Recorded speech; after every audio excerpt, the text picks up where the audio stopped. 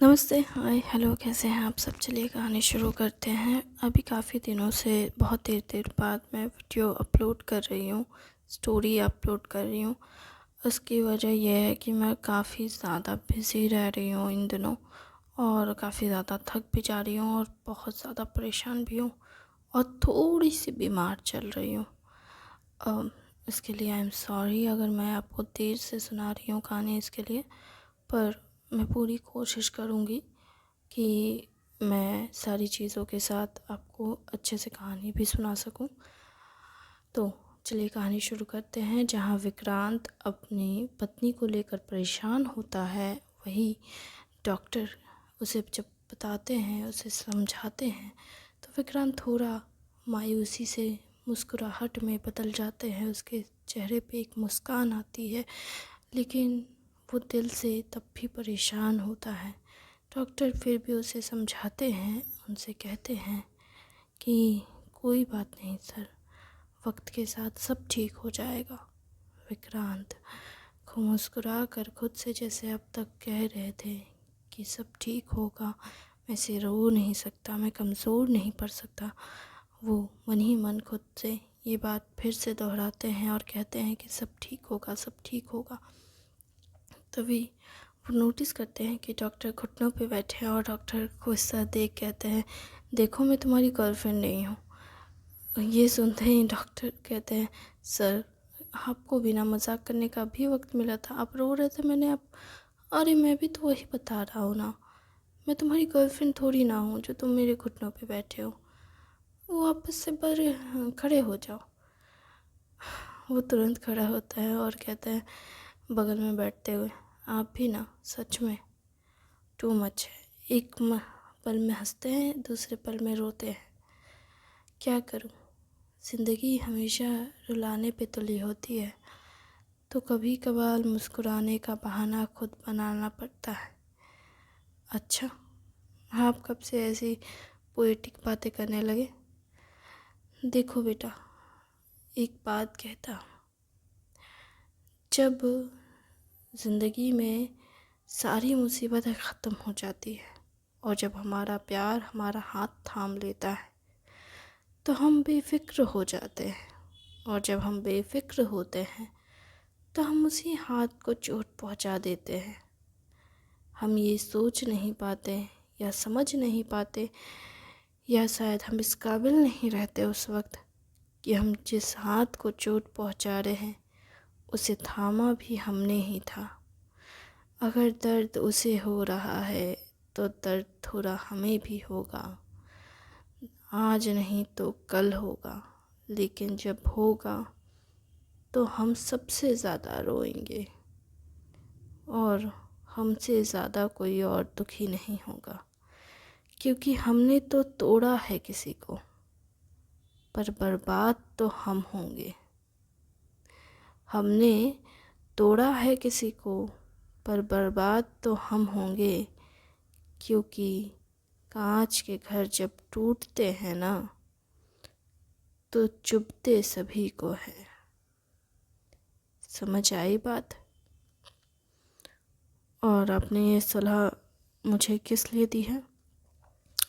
मैंने ये सलाह तुम्हें प्यार के लिए दिया है। इतना भी नहीं समझ आता? हम हम प्यार करते हैं अपनों से, लेकिन हम जिन से प्यार करते हैं, जिनका ख्याल रखते हैं, हम उन्हें भूल जाते हैं वक्त के साथ। हमें याद रखना चाहिए कि हम हमारे आसपास के लोगों से हमें प्यार करना चाहिए और हमें उनसे प्यार पाने का हक भी है। अगर कोई तुम्हें प्यार ना करे तो वहाँ से चले जाओ, और अगर कोई तुम्हें प्यार करे तो उनका हाथ थामो, उनका ख्याल रखो, उन्हें गले लगाओ और उन्हें शुक्रिया अदा कहो। समझ आई बात? समझ गया आप क्या कहना चाहते हैं। हाँ भाई, तुम्हें समझाना कितना मुश्किल है। अरे इससे पहले तो आपने कविता सुना दी, तो मैं कविता को सुनने में मज़े में कर रह गया। वो कविता नहीं थी बेटा, वो सलाह थी। डॉक्टर साहब, वो सलाह थी आपके लिए क्योंकि आपको देखकर ही समझ आता है कि आपने कितनी मुसीबतें झेली है। लेकिन अगर इतनी मुसीबतों के बाद भी अगर आपको आपका प्यार मिले और अगर आपने उसका ख्याल नहीं रखा तो दर्द तो उससे ज़्यादा आपको होगा। समझ आई बात? मैं समझ गया। समझ गए? तब तो ये बहुत मज़ेदार बात है, और अगर नहीं समझे तो बहुत बुरी बात है। और दुख की बात यह है कि आप खुद इस सब में दुखी रहेंगे। आपको चोट पहुंचाने वाला इंसान भी आप ही हो और आपको सुकून पहुंचाने वाले इंसान भी आप ही हो। याद रखिएगा ये बात। ठीक है सर, इस सलाह के लिए इस सलाह के लिए मैं आपसे आज के दिन में दोबारा नहीं मिलूँगा। हे भगवान, क्या इसे इतनी सलाह बेकार लगी? नहीं, एक दिन में ज़्यादा सलाह ले लूँगा तो मुझे इंडाइजेशन हो जाएगा। अच्छा, ठीक है, तो प्रॉपर डाइट ले ले। ठीक है, मैं डाइट तो लूँगा। ये कहते हुए वो जाने लगते हैं। वो जाते हुए कहते हैं कि सच में सब ठीक है? सब ठीक है। हाँ, लगता तो नहीं है।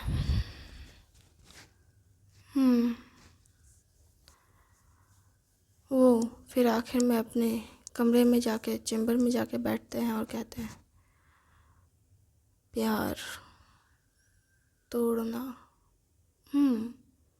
साथ देना, नहीं कुछ तो सुनाया था। नहीं, कुछ सुनाए तो थे, लेकिन समझ कुछ भी खास नहीं आया। पर ठीक है, सिंपल था, पर मीनिंग बहुत डीप थी। लगता है यहाँ पे बैठे बैठे वो यही सब करने लगे हैं। खैर, मुझे इससे कोई एतराज़ तो नहीं कि मेरे पास एक पोर्ट्रेट है। इधर विकी थोड़ा परेशान और घबराया हुआ रहता है। सोचता है कि मेरे पास किसी तरह का सबूत, किसी तरह की बातें मैं नहीं कर सकता। काश मेरे पास कोई प्रूफ होता उनमें से किसी एक को भी जेल में भरने के लिए, तो शायद मैं कुछ उगला लेता, कुछ तो बाहर आ जाता। शायद मैं कोई तो सबूत इकट्ठा कर पाता या कोई तो बातें निकलवा लेता। इतना तो पता है कि कहीं ना कहीं इनकी यहाँ इन्वॉल्वमेंट है। हालांकि कुछ वक्त से ही सही होटल में वो नहीं आई है। अगर वो आती तो वो मुझे बता देती कि क्या ये वही लोग हैं या नहीं। क्या मैंने उससे कभी पूछा है इनकी तरफ देखकर? नहीं, वो इस वक्त अस्पताल में है। क्या मुझे उससे मिलने जाना चाहिए? अगर मैं उससे मिलता हूँ तो क्या पता, शायद मैं उसे यहाँ ले आऊँ और वो मुझे बता दे कि मेरे पिता को धक्का देने वाले लोग और उसे वहाँ से फेंकने वाले लोग, उसे मारने की कोशिश करने वाले लोग, क्या यही हैं या ये वो नहीं है? क्योंकि इनकी बातों से तो लगता है कि ये वही है। मुझे सबूत चाहिए, लेकिन मैं कैसे सारे सबूत इकट्ठा करूं? मैं कैसे क्या करूं? मुझे कुछ समझ नहीं आ रहा। मुझे सारी चीज़ें हैंडल करनी सीखनी होगी, पर मैं कैसे करूं? क्या करूं कि सब ठीक हो जाए और सब मेरे काबू में रहे? नहीं, मैं ऐसे हार नहीं मान सकता। मैं ऐसे कमज़ोर नहीं पड़ सकता। मुझे सारी चीज़ें हैंडल करनी पड़ेगी। तभी दोबारा से वही लड़की जिसने बॉटल फेंक कर मारा था, वो कमरे में नॉक नॉक करती है और कहती है, सर क्या मैं अंदर आ सकती हूँ?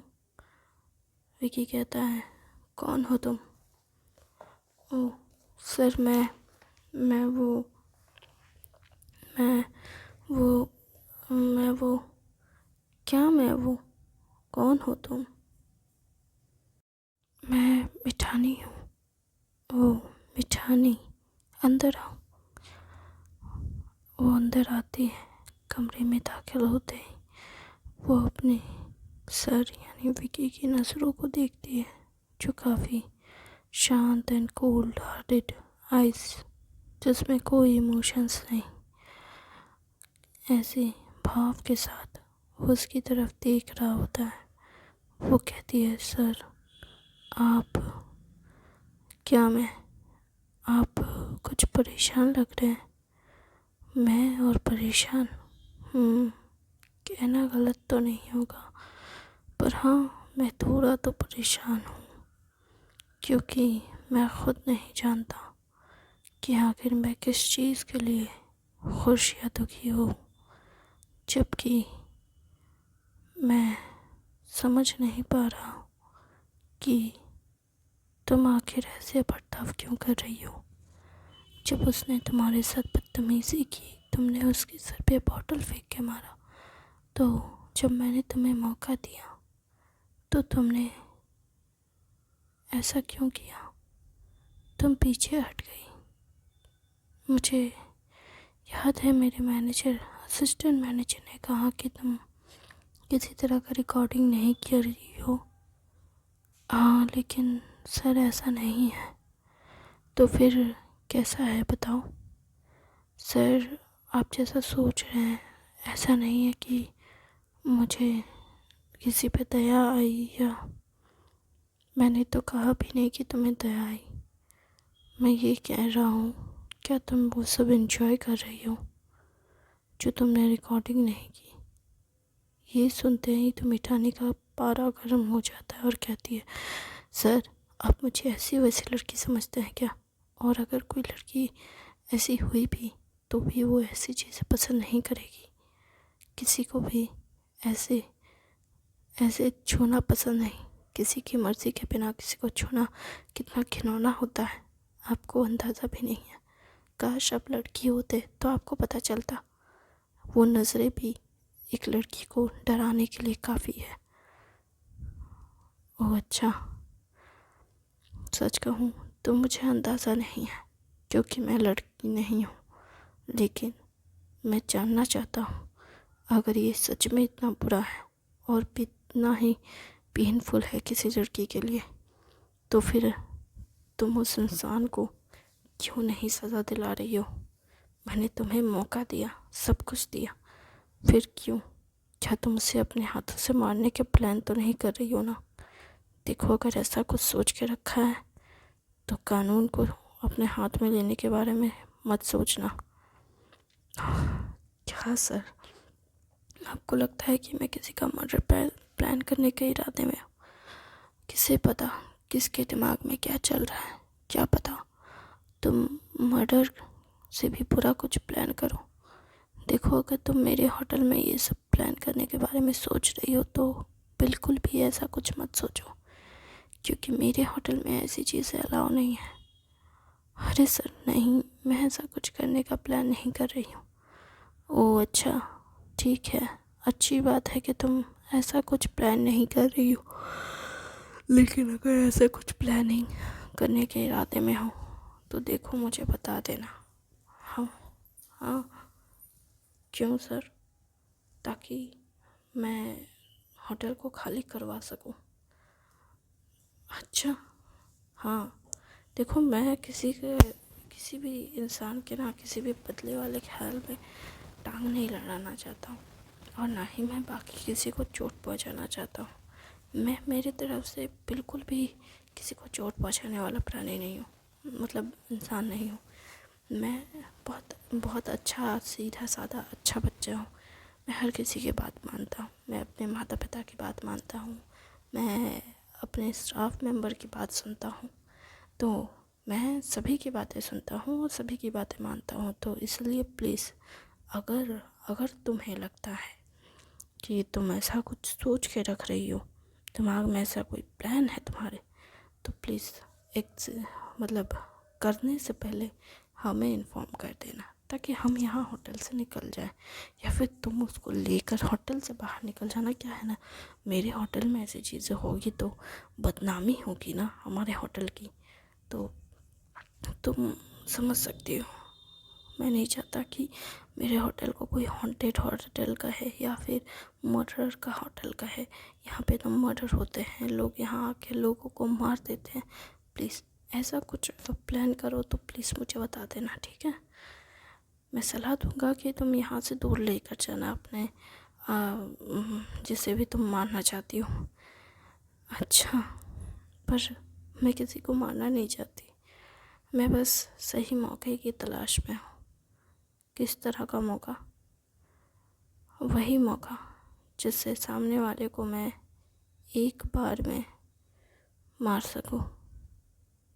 ये क्या तुम सच में मर्डर प्लान कर रही हो? मतलब नहीं सर, मैं मर्डर प्लान नहीं कर रही हूँ।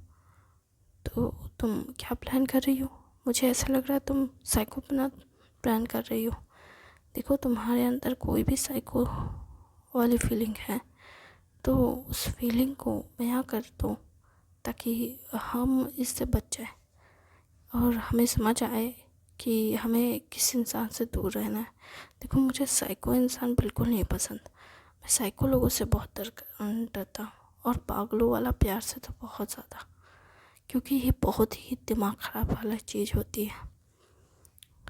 अच्छा, हाँ ठीक है सर, मैं इस चीज़ का ध्यान रखूँगी और आपको वक्त के साथ बताती रहूँगी।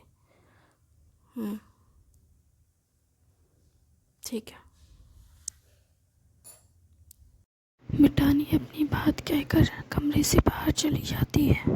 उसे जाते हुए देख विकी सोच रहा होता है, आखिर इस लड़की के दिमाग में चल क्या रहा है, ये कहाँ और कितना दिमाग चला रही है। कहीं ये कुछ ज़्यादा ही तो कुछ नहीं करने वाली ना। हाँ, मुझे तो समझ नहीं आता, कभी कभार इंसान का गुस्सा उसे पागल कर देता है, और कहीं इस लड़की का गुस्सा हमारे लिए प्रॉब्लम ना क्रिएट कर दे।